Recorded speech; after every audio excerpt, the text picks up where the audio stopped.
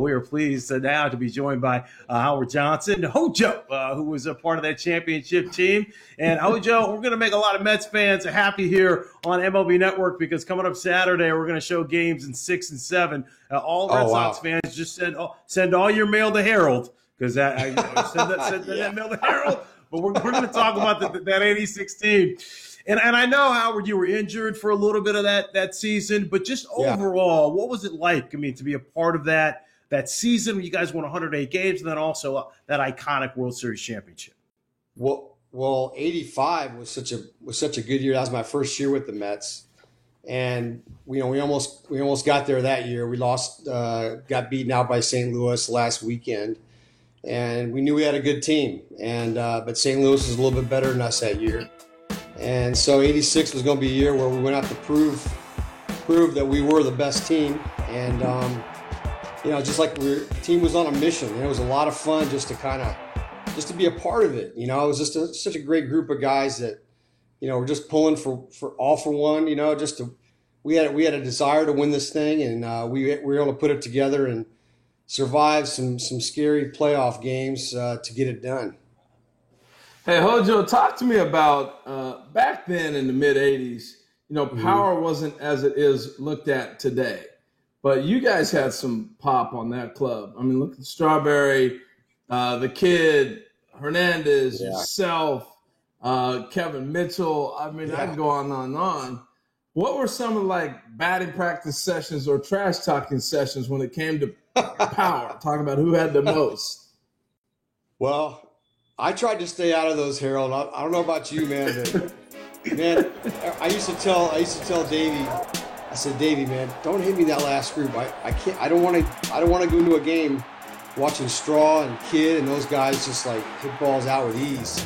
I said, I need to think more line drive. So can I hit the first group with the other guys, with Wally and Lenny? And I was able to kind of keep my head. You know what? I kept that mindset even after the 86, just so I could keep myself in check, because those guys, we had some power guys, like you said, man. And BP was epic. You had that 5-year stretch where you were dynamite with the Mets. 91, you led the league in homers, so you could hit in that group that thumped too. Come on now.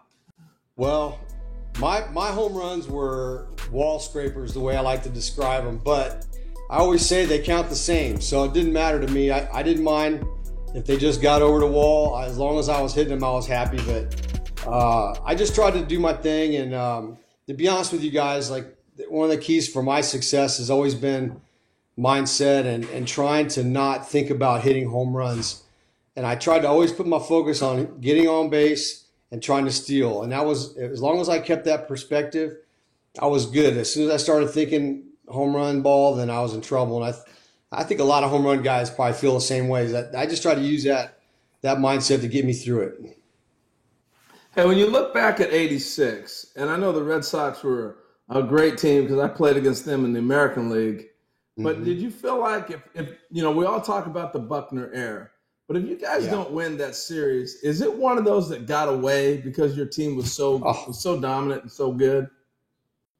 100%, Harold, because, we knew we had a good club. We felt like we had the best team out there. The Houston series took a lot out of us. That, so going into that World Series against Boston, it was going to be, it took us a little while to get our feet on the ground, but, when Game 6 came around, I just remember, I was on deck. I just remember watching that ball go through his legs, and somehow we won the game when it looked like we were not going to win. And I just remember this, you guys, and I think it's important. Gary Carter, in heaven now, but, back then, man, Game 6, he was going up and down the dugout telling everybody, I'm not going to be the last out of this World Series. I'm not going to make the last out. I'm not going to make the last out. And he kept telling everybody that was there. And I was going to be up 4th or 5th that inning. And, when he was saying it, I just looked in his eyes, man. He had this crazy look in his eye. And so when he got up there with 2 outs and 2 strikes and he was battling his rear end off, and for him to get a base hit and kind of start that whole process, that whole inning was incredible. I mean, it was just like pure magic. Yeah, I mean, twice you guys were down to your final strike, but Yeah. obviously it came through. So we're going to put it on a tee for you this weekend, Hojo. You can get an opportunity to sit back on MLB Network and check out Game 6 and 7. So enjoy. But thanks for spending some time with us. We really appreciate it. Hey, it's my pleasure, guys. Anytime.